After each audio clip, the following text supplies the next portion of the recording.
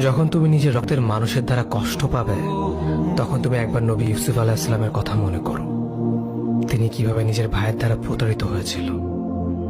যখন তোমার বাবা মা না বুঝেই তোমার বিরুদ্ধাচরণ করে, তখন নবী ইব্রাহিম আলাইহিস সালামের কথা মনে করো। তার বাবা তাকে আগুনে নিক্ষেপ করায় ভূমিকা রেখেছিল। যখন তুমি সমস্যা থেকে পরিত্রাণের জন্য কোনো পথ পাবে না, তখন ইউনুস আলাইহিস সালামের কথা ভেবো। তিনি কতটা সময় তিমি মাছের পেটে আটকা পড়েছিল। যখন তোমার নামে কেউ মিথ্যা অপবাদ ছড়িয়ে দেবে, তখন মা আয়েশা রাদিয়াল্লাহু আনহার কথা মনে করো। তার নামে পুরো শহর জুড়ে কুৎসা রচনা করা হয়েছিল। যখন তুমি অসুস্থ ব্যথার যন্ত্রণায় কাতরাতে থাকো, তখন নবী আইয়ুব আলাইহিস সালামের কথা ভেবো। তিনি ভয়ঙ্কর এক ভাইরাসজনিত রোগে আক্রান্ত হয়ে তোমার থেকে বেশি কষ্ট পেয়েছিল। যখন তুমি দিনের কোনো বিধান নীতিতে যুক্তি খুঁজে পাও না, তখন নবী নূহ আলাইহিস সালামের কথা ভেবো। তিনি কোনো প্রশ্ন ছাড়াই মরুভূমিতে নৌকা তৈরি করেছিল।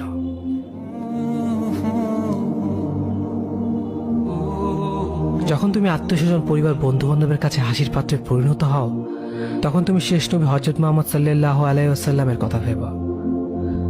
রাসূল সাল্লাল্লাহু আলাইহি ওয়াসাল্লাম বলেছিলেন, সবচেয়ে বড় পরীক্ষা দিয়ে সব থেকে বড় পুরস্কার আসে। যখন আল্লাহ কাউকে ভালোবাসেন, তখন তাকে পরীক্ষা করেন, এবং যে এই পরীক্ষাগুলো মেনে নেয়, সে আল্লাহর সন্তুষ্টি অর্জন করে। আর যে অভিযোগ করে, সে তার ক্রোধের পাত্র হয়।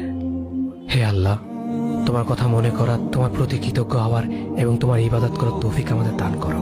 আমিন। যেভাবে তুমি সন্তুষ্ট হও, সেভাবেই আমাদের পরিচালিত করো।